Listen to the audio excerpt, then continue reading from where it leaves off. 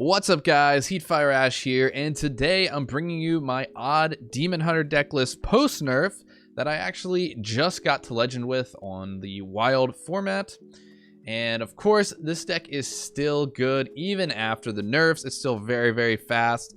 You run it almost the same way as before. It's just some of your cards are not quite as good, but honestly, they're still really powerful. Over my whole course of going to Legend, I had about 69% win rate through a bunch of games. I mean, over 100 games. So I feel like I understand the deck pretty well, at least, playing that many games to get all the way to Legend. But obviously, I understand that not everyone likes Demon Hunter right now, and it's still a very aggro deck, and a lot of people don't like aggro. So I'm sorry if you don't like the deck, but it is a great way to get the Legend because it's so fast. The games are very quick, and it does well against a lot of matchups, and it's pretty good against like every tier 2 deck. So I would definitely recommend it if you're trying to get the Legend fast. But right now, I am going to just go over the deck, explain mulligans, my thoughts on the list and everything.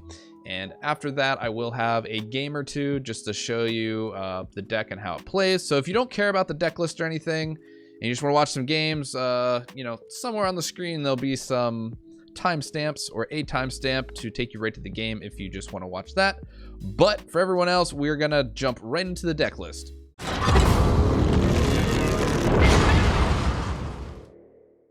Okay, so of course, as always, the deck code will be in the description, so you guys can just go ahead and use the deck if you want. But I'm gonna go over everything. So obviously, Battlefiend is now a 1-mana 1/2.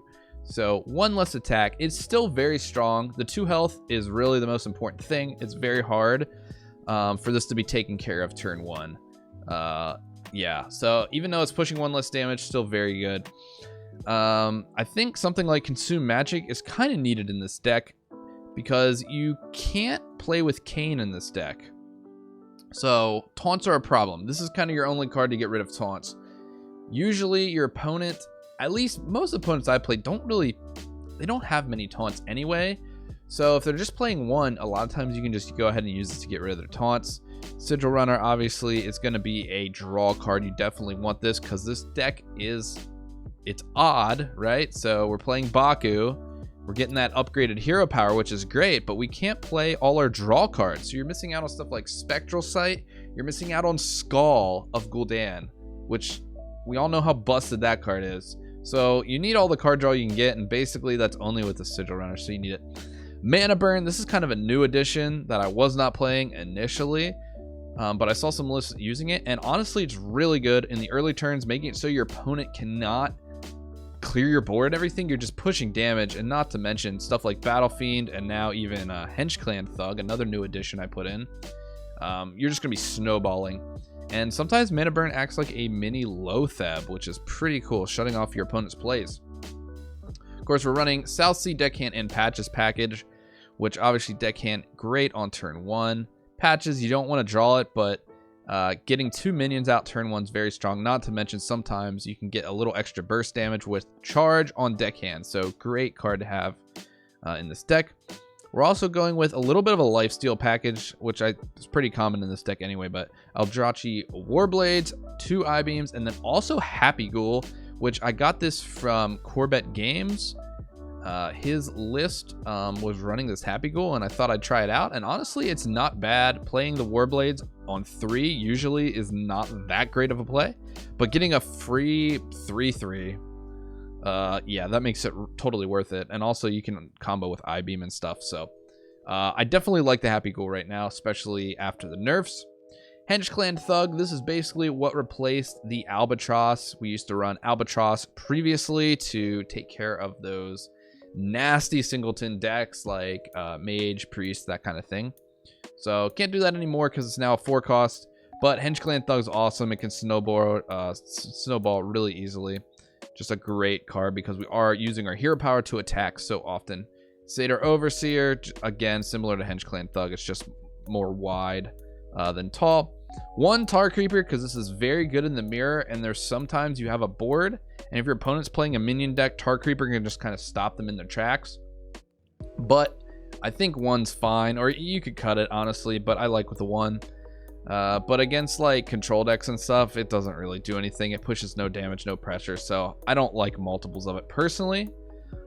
Glaivebound Adept, honestly, just got nerfed. 7 attack, does not matter. 6-4 is such an aggressive stat line anyway, and you're still doing that 4 damage to the face most times, which is crazy. And Leeroy Jenkins, honestly, I love Leeroy, but I was running Metamorphosis before. Decided to try this out, and I actually like Leeroy a little better. Although Metamorphosis is essentially 10 damage over 2 turns, and this is 6 over 1, the problem with Metamorphosis is it actually costs 6 mana, which is relevant because that means for the same amount of mana, Leeroy, you can actually do 8 damage, right? You get the 6 damage from Leeroy and the 2 with your hero power. So I think Leeroy's a little better. It's more burst. It's 3 extra burst damage, which honestly matters, especially now that Battlefiend is 1 less attack and that Glaivebound's 1 less attack. So I think Leeroy's a little better right now, but Metamorphosis is not a bad choice if you like don't have Leeroy or something. Loatheb, really amazing. It's great against Mage and Priest, so I would say definitely run this if you have it. Although it's not needed for the deck to run, it does like really screw up your opponent sometimes, so great card. 1 Warglaives, some people don't run this at all, but it's so good for clearing up minions, and sometimes in the mirror match, you need to get rid of their Satyr Overseers and stuff so that they don't snowball on you, and this can work. It can also power up your own Hench-Clans or Battlefiends, super huge in just 1 turn. So I definitely like the 1. You don't want to see multiples of this, though. It's kind of bad in multiples. 2 Priestess of Fury to round out. It's just a huge stat line, and dealing 6 is just crazy. I've won a lot of games simply because I was playing this card. So definitely really like the Priestess of Fury. And not to mention, now that Sack Pack has changed, it's just even more safe playing this. No Zephyrus shenanigans or anything. And then lastly, obviously we have to play Baku. Worst card in the deck, but we have to play it because we want that hero power, which if you don't know the hero power, it stays as 1 mana, but we get 2 attack. And 2 attack is super, super strong. So that's the deck. That's my choices. That's why, you know, I've kind of teched it out in this way. And so now I'll just talk a little bit about, so like a couple things about the deck. The odd deck specifically, we're losing out on some key cards. Umberwing, Altruist, Twin Slice, Skull of Gul'dan, Spectral Sight, like I said, and Kane. So those are all strong cards. You have to realize that's kind of the trade-off for playing with the more powerful hero power. You're losing those powerful cards. So you just have to know that going in with this deck. Draw power is limited. So you got to try to get as much out of your cards as you can because you really have no draw power. That's the downside of the deck. And all right, so mulligans. Basically, you will always keep Battlefiend. You will always keep Southsea Deckhand. Even both. Like, you also keep 2 1-drops. Because in this deck, you have no 2-drops, right? So you have to, so like having 2 1-drops is very, very strong. Because then you can go 1-drop, and then on turn 2, you can go 1-drop hero power. So you always keep 1-drops. Unless you have 3, you can pitch 1. But I would always keep 2 1-drops. Unless one is patches, then I'll pitch patches. But you're definitely looking for Battlefiend and Deckhand turn 1. Other things you can keep Sigil Runner if it's in your leftmost slot, meaning you can just outcast it instantly and get a draw card. That's really good as well. Those are kind of your main cards you're usually going to keep. Let's see, there's some other options here. For instance, if I already have a 1-drop and I have Loatheb in my opening hand and I'm against Mage, I will keep Loatheb. I will also keep Mana Burn. Generally, especially against Mage or Priest, but sometimes I'll keep it against other decks. But I'll keep that if I already have a 1-drop as well, because just shutting off your opponent's turn 2 or turn 3, if you already have a board, is really good. I mean, this card does nothing if you don't have a board, but if you have a board and you just let your opponent just leave it there because they can't play anything, it's super strong. And I think that's basically it. Sometimes I can keep Consume Magic if either it's the leftmost slot or if I have a 1-drop and I'm against Priest, because Res Priest, this card's just amazing against Res Priest, honestly. So that's the deck. The only other thing I want to mention is just kind of like win rate against stuff. So I think this deck does very well against all tier 2 decks. It's too fast. Other tier 2s can't really keep up with it. I do think it loses most of the time to Quest Mage. Even post nerfs, I've played I think I only ran into 2 Quest Mage, and I won one and lost the other. But I think in general, Quest Mage is still just better. I only won the one because they kind of didn't draw AoE, which can happen because they're using random generation. They didn't see Flame Waker, so that's why I won. I generally think you lose that matchup though. Priest, Raza Priest. I think it's close. Most of the time it comes down to, do they have Raza? Do they have any combination of like Raza on 5, Anduin on 8, and do they have Reno? If they get Reno, you probably can't fight through Reno. Sometimes you can, but a lot of times they'll duplicate it. So they'll have 2 Renos to heal them back to full. That's like impossible to beat in my opinion. But you can definitely beat Priest if you draw well, and if, you know, they don't have like a perfect curve. It's possible, I will say, but I don't think it's the best matchup. Secret Mage. I think, honestly, I think you can win against Secret Mage. I have an 80% win rate against Mage in total, so Secret Mage is tough, and it really comes down to playing around secrets correctly. But if you know how to play around secrets, you try to minimize the damage from explosive runes, you can win. But it's a tricky matchup, but honestly, it's pretty skillful, I think. And there's a lot of room to try to make the right plays in that matchup. Besides that, Mech Paladin, I've lost like every game to that deck. Maybe they, I don't know. Ziliax is crazy. They put like big things on the board and then they Ziliax you and they have a 10-10 lifesteal taunt. It's kind of hard to get rid of that. So Mech Paladin I think is a bad matchup. Besides that though, I think the deck generally does good, so give it a try. Let me know what you think, and I'm gonna show you at least one game here, just show you how the deck runs. Okay, up against Warrior here. All right, so we already have Battlefiend, which is really strong. Patches, another 1-drop, but we do not want Patches because, yeah, Patches, like a 1-mana 1/1 is a pretty terrible card. Warblades is cool, but I'd rather have a different 3-drop or another 1-drop, and I think I'm actually gonna keep Mana Burn here because this is like a control style deck. So we have the 1-drop. If we can kind of build the board and then Mana Burn them on turn maybe 3 or something, could be good. And yeah, Crimson Sigil Runner, really good spot here actually, because we're gonna be playing the Battlefiend. So turn 2 we can Hero Power and Sigil Runner to get a draw. So I definitely like this hand. We did draw Patches though, which kind of sucks, but it's not the end of the world. We're gonna play the 1-drop and just pass. We'll save the coin because we might draw Glaivebound Adept or something. But let's see what our opponent has here. Okay, Forge of Souls. So they got some weapons. No healing. All right, we do have the Glaivebound, which is cool. We're gonna go ahead and draw a card first. Leeroy. So my next turn's not super great, but I think what I want to do here is, let's see, what weapon would they have? Anchor maybe?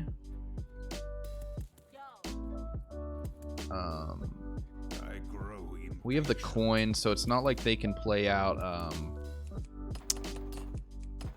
I'm forgetting the name of it, Death Spite or the other one, Blood Razor I think it's called. So I think we're just gonna push damage here, and then next turn we'll probably Hero Power, Patches, and Mana Burn. I think that's gonna be the play, depending on what they do. If they just armor up here, I think that's what we do. Which will give us just another turn. And they have Overlord's Whip. Okay. Not a card I've really seen too much of, but alright. So now we have to decide what we want to do. Because Mana Burn's not going to do too much now because they have this weapon that they can just trade every turn with. So we probably don't Mana Burn them. Yeah, because they can probably just clear anyway. I'll probably have to save Mana Burn for a different turn. Let's go Southsea. Patches. Like, really unfortunate we drew there and just hit him in the face, and then he can trade with a 2/1 here. But next turn we can go. Yeah, we don't really have a good next turn, to be honest. Hopefully we draw a 3-drop. Wow. Okay. That's the combo then, huh? It's pretty good. Okay, Town Crier, yeah. That's fine. And then trade with the 2-1. Yep. This card's actually pretty good against us. Eye Beam. Not super helpful, but I think we're going to consume magic here. I want the draw at this point. Not a great draw. We'll go ahead and play it. And then I think we're going to Hero Power. If we mana burn, he's on 3 mana. He can still just Hero Power and do some trading. So I feel like it's not a great mana burn turn. I mean, I know we could Eye Beam, but... I grow impatient. Yeah, not the best turn. I think we're just going to Eye Beam here for the sake of it. And then hit him in the face. The important thing is we're still doing a lot of damage here, right? So despite him having pretty good clear of our board, you know, we've already got him down quite a bit of health by turn 5. So, all right, so it's a Galakron deck. Have not run into many warriors, so not as familiar with this, but that card seems pretty good in a Galakron deck, especially with like Bomb Wrangler and stuff. Another Town Crier, so probably has quite a lot of rush minions to clear up our board, but he's taking so much damage that I feel pretty okay about our spot. So I think we're going to coin. Let's see, this is 3 damage. Gotta think about this here. I mean, we're definitely hero powering. I'm just thinking about if I want to attack the minion or not. So if we attack, it puts him to 10, and then this will put him to 6.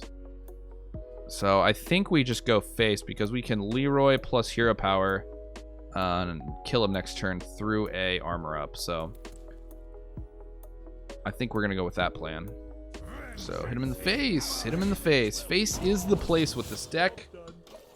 End turn, and then maybe lethal next turn, depending on the play. If they have a taunt, though, that'll be a little annoying for us. They can trade and set up a taunt. That's a little annoying, depending on what we draw. So we got an Invoke here. Yeah, covered up that and Scion. That is fine. We're actually just gonna have lethal next turn, so that's cool. Probably not the best matchup for Galakron, to be honest. Although he could have had some more removal early, risky skippers and stuff. Would have been good for him, but didn't have it. So right here coming in, why I like Leeroy more than Metamorphosis, because Metamorphosis would not have been lethal. So there you go. There's a game just kind of showing off the deck and how good it is. But I think everyone kind of knows the aggro power behind this deck. But anyway, if you guys did enjoy this video, please like, comment, and subscribe. Let me know what you think of Demon Hunter after the nerfs. Personally, I think this deck is still broken. Time will tell if it still needs to be nerfed more. I don't know. Maybe it does, maybe it doesn't. Let me know in the comments what you guys think, and I'll catch you guys in the next one.